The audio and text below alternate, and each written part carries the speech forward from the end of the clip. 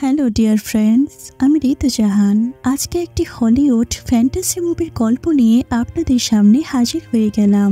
কথা দিলাম মুভিটি আপনাদের ভালো লাগবে, কেননা মুভিতে রয়েছে সেই লেভেলের রোমান্টিকতা আর সেই সাথে রয়েছে হরর কিছু মুহূর্ত। মুভিটির নাম হর্নস। চলুন বন্ধুরা মুভিটি দেখে আসি। মুভির প্রথমেই আমরা ফ্ল্যাশব্যাকের কিছু ঘটনা দেখতে পারি। এই ছেলেটির নাম হলো আইজি। একদা এক সময় জঙ্গলের মাঝে আইজি তার গার্লফ্রেন্ডের সাথে সময় কাটিয়েছিল। এই মেয়েটির নাম হলো মেরিন। আইজি এবং মেরিন সেই ছোট্টবেলা থেকে একে অপরকে ভালোবাসে, কিন্তু এই ভালোবাসা বেশি দিন টিকে না। হঠাৎ মেরিনকে কে জানি হত্যা করে নেয়। তবে এই হত্যার অপরাধী হিসেবে আইজিকে সবাই সন্দেহ করে। আইজিকে শহরের সকল লোক তার প্রেমিকাকে হত্যার দায়ে প্রচন্ড ঘৃণা করা আরম্ভ করে। কোথাও যেন একটু শান্তি খুঁজে পায় না। সকল মানুষ তাকে অপমান করতে লাগে আর তার উপর হামলা করতে লাগে। তবে একদিন একটু শান্তির আশায় সে তার বাড়িতে আশ্রয় নিতে যায়। তবে সেখানেও তার পরিবার তাকে অবিশ্বাস করতে লাগে। বিশেষ করে তার বাবা বলে মেরিনকে আইজি হত্যা করেছে, কিন্তু তার বড় ভাই টেরি বলে, আইজি আমি বিশ্বাস করি এই খুনটা তুই করিসনি। তবে মজার ঘটনা হলো একমাত্র বাইরের অন্যান্য ব্যক্তির মধ্যে তার বন্ধু লি তাকে বিশ্বাস করে সে খুন করেনি। আর এখান থেকে রহস্যজনক ঘটনা ঘটতে থাকে। লি মেরিনের ফরেন্সিক রিপোর্ট দেখে, তবে মেরিনের পড়ে যাবার কোনো প্রমাণের খোঁজ মেলেনি পুলিশের কাছে। তবে পুলিশ একজন অপরিচিত প্রত্যক্ষদর্শীর কাছ থেকে কিছুটা বর্ণনা দেয় যে যেদিন মেরিন মারা যায় সেদিন নাকি আইজি মেরিনকে জোর করে গাড়িতে তোলার চেষ্টা করে, যার জন্য আইজিকে সন্দেহ করে পুলিশ। আইজি প্রচন্ড রাগে আর মেরিনকে হারানোর বেদনায় মদ্যপান করতে লাগে। তবে সেখানে হাজির হয় তার অনেক বন্ধু বান্ধব। আইজি যখন রাতে তার বান্ধবী প্লেনার সাথে ঘুমিয়ে পড়ে, তখন রাত শেষে যখন সকাল হয় তখন আইজি তার মাথায় দুটি শিং গজাতে দেখতে পারে। এটা দেখে আইজি তো ভীষণ অবাক হতে লাগে। আইজি তার বান্ধবী প্লেনাকে বলে, দেখো তো আমার মাথায় কিছু দেখা যায় কিনা। প্লেনা বলে, হ্যাঁ দুটি শিং দেখতে পারতেছি। এ কথা প্লেনা মজা করে বলে। তখন আইজি তার মাথায় শিং গজানোটা সিরিয়াসলি নিতে থাকে, আর তাই আইজি একজন ডাক্তারের সাথে যোগাযোগ করতে আরম্ভ করে। আইজি ডাক্তার দেখানোর জন্য তার প্রয়োজনীয় তথ্য দিয়ে তার ফর্ম পূরণ করে। পরে যখন ডাক্তারের কাছে যায় তখন নার্স তার পালস পরীক্ষা করে এবং বলে, আপনার শিং বের হবার কারণ কি জানেন? আইজি বলে, না আমি জানি না, আমার সাথে কেন এমন হলো? তখন নার্স বলে, আপনি আপনার প্রেমিকা মেরিনকে হত্যা করেছেন বলেই আপনার উপর মেরিনের অভিশাপ পড়েছে, আর তাই তো আপনার মাথায় শিং উঠতেছে। তখন মনে মনে অনেক রাগ করে আর ভাবে, আমাকে সবাই অবিশ্বাস করা শুরু করেছে, অথচ আমি তো খুন করিনি আমার প্রেমিকাকে। এরপর আইজি ডাক্তারের চেম্বারে যায় এবং ডাক্তার তাকে পরীক্ষা নিরীক্ষা করতে লাগে। আর আইজি ঘুমিয়ে পড়ে। আর প্রথম যেদিন তার প্রেমিকা মেরিনের সাথে দেখা হয়েছিল সেদিনের ঘটনা তার চোখে ভেসে ওঠে। যখন মেরিনের সাথে আইজির দেখা হয় তখন একে অপরকে দেখে তারা একটা মুচকি হাসি দিয়েছিল। আইজি একটা ভাঙা নেকলেস পরে পায় যেটি ছিল মেরিনের। তাদের আগের দিনগুলো কত সুন্দরময় ছিল সেগুলো আইজির চোখে ভেসে ওঠে। এরপর আমরা পরের সিনে দেখতে পারি সেই ছোট্টবেলায় আইজি এবং মেরিনের সময়টুকু, যে সময়টুকুতে আইজি সেই হারানো ভাঙা নেকলেস মেরিনের গলায় ভালোবেসে পরিয়ে দিতেছিল। সবশেষে দেখতে পারে আইজি এবং মেরিন গভীর বনের মধ্যে ঘোরাফেরা করার সময়টুকু। এরপর আইজির ঘুম ভেঙে যায় আর ডাক্তারের কাছ থেকে হুট করে চলে আসে। ফাদার মোল্ড নামের এক বৃদ্ধের সাথে আইজির দেখা হয়। আইজি বলে, ফাদার আমাকে একটু সাহায্য করুন প্লিজ। কিন্তু ফাদার মোল্ড আইজির মাথায় শিং দেখে ভয় পেয়ে আইজিকে দৌড়ে যেতে বলে, কিন্তু আইজি কোনো কিছু না শুনে বলে, প্লিজ ফাদার আমাকে এই রোগের চিকিৎসার কথা বলুন প্লিজ। ফাদার বলে, এই রোগের চিকিৎসা হবে না এবং সেই সাথে বলে আইজির এই রোগ নাকি একটা অভিশাপ মাত্র, যা কোনোদিনও হয়তো ভালো হবে না। এরপর আইজি তার মায়ের কাছে গিয়ে তার সমস্যার কথা বলতে লাগে। তবে আইজির মা বাবা বলে, একমাত্র যা হয়েছে তা মেরিনকে হত্যার শাস্তি মাত্র।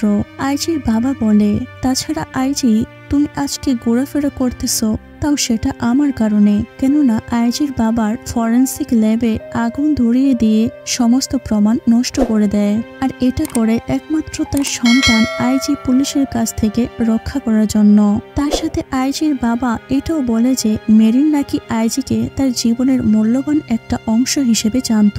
এই কথা শুনে আইজি আবেগপ্রবণ হয়ে সেখান থেকে বের হয়ে যায় আর নিজেকে নির্দোষ প্রমাণ করার জন্য বিভিন্ন প্রমাণ খুঁজতে আরম্ভ করে। এদিকে আইজির মাথায় শিং গজানো খবরটা যেন রাতারাতি ভাইরাল হয়ে পড়ে, আর সাংবাদিক আইজির পিছু করা শুরু করে। আইজি বিরক্ত হয়ে সাংবাদিকের উপর হামলা করে। এরপর আইজি একটা বৃদ্ধ ভদ্রলোকের কাছে আসে আর জিজ্ঞেস করে সেদিন রাতে কি হয়েছিল। তখন বৃদ্ধ লোকটি বলে, আমি এত কিছু দেখিনি, তবে আমি দেখেছি আইজি নামক লোক মেরিনের মৃতদেহ টেনে টেনে গাড়িতে নিয়ে যাচ্ছে। তবে বন্ধুরা, একটা কথা না বললেই নয়, আইজি খুবই মদ্যপান করত, আর তাই মদ্যপান অবস্থায় মেরিনের মৃতদেহ গাড়িতে তুলে সেখান থেকে আইজি চলে আসে। আর একটা কাপলের সাথে দেখা হয়। সেই কাপল ছিল মেরিন আর আইজির অনেক কাছের মানুষ। তখন আইজি জিজ্ঞাসা করে মেরিন সম্পর্কে অজানা কিছু কথা। তবে সেই কাপল দুটি বলে মেরিন নাকি আইজির সাথে আর সম্পর্ক চালিয়ে যেতে চান না। আর এগুলো এলোমেলো কথা আইজি কিছুই বুঝতে পারে না।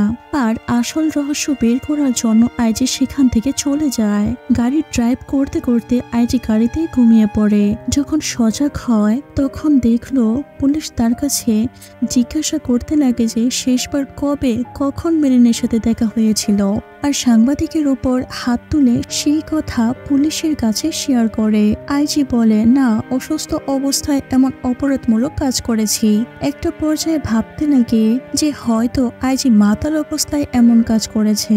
আর সেই কথা সকলেই বিশ্বাস করতে আরম্ভ করে, আর সকলেই তাকে প্রচন্ড ঘৃণা করতে শুরু করে, বিশেষ করে মেরিনের বান্ধবী।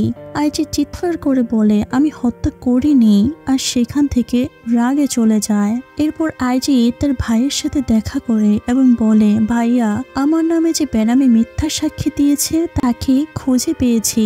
আইজির ভাই মিউজিশিয়ান হিসেবে যখন কাজ করে, আইজির ভাই টেরি বলে, শোন ভাই আইজি, তোর কাছে আমি একটা সত্য কথা লুকিয়ে রেখেছি। আইজি বলে, কি সেটা? টেরি বলে, সেদিন রাতে যখন আমি প্রচন্ড মদ্যপান করে আসছিলাম তখন আমি মেরিনের রক্তমাখা দেহটা গাড়িতেই পড়ে থাকতে দেখি। তখন আমি ভয়ে আমাকে যেন কেউ অপরাধী মনে না করে তার জন্য আমি মেরিনের মৃতদেহটা আগুন দিয়ে পুড়িয়ে ফেলি। টেরি তো আসল খুনি না। একটু অপেক্ষা করুন বন্ধুরা, আসল খুনি বের হতে চলেছে। এত বড় সত্য লুকিয়ে রাখার জন্য আইজি তার বড় ভাই টেরির উপর হামলা চালায়। ইতিমধ্যেই সেখানে পুলিশ হাজির হয়। একে অপরে দুদিকে দৌড়ে পালিয়ে যায় পুলিশের হাত থেকে বাঁচার জন্য। আর এদিকে আইজির বন্ধু লি একজন উকিল থাকায় আইজিকে মামলা থেকে জামিনে বের করে আনে। আর আইজি তার মাথার শিং নিজের প্রতি রেগে আর মেরিনকে হারানোর বেদনায় নার্ভাস হয়ে পড়ে, আর বড় একটা লোহার বক্সে তার মাথায় গজানো শিং ভাঙতে চেষ্টা করে। তখন হঠাৎ করে আইজি দেখতে পারে সেখানে প্রচুর পরিমাণে সাপ কোথা থেকে জানি বের হতে লাগে, আর আইজির কাছে এগিয়ে যায়। তবে সেখানে মজার কথা হলো আইজির উপর সাপ হামলা না করে খুব সহজেই আইজির সাথে একটা বন্ধুত্বপূর্ণ সম্পর্ক গড়ে তোলে। এরপর আইজি তার ভাইয়ের বাড়িতে যায় এবং সেখানে গিয়ে দেখে টেরি প্রচুর মদ্যপান এবং নেশাদ্রব্য সেবন করছে।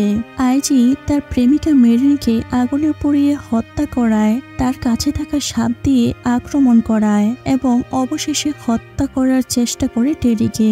আইজি ভেবেছিল তার ভাই টেরি মেরিনকে হত্যা করেছে, কিন্তু টেরি খুন করেনি। এরপর আইজি হঠাৎ করে জেনে যায় তার মেরিনকে তার জানে জিগার বন্ধু লি হত্যা করেছে। কেননা লি সেই ছোট্টবেলা থেকে মেরিনকে খুবই পছন্দ করে, মেরিনকে সে অনেক ভালোবাসে। কিন্তু মেরিন আইজিকে ভালোবাসে এটা দেখে সে জেলাস হয়ে যায় এবং সে মেরিনকে হত্যা করে ফেলে।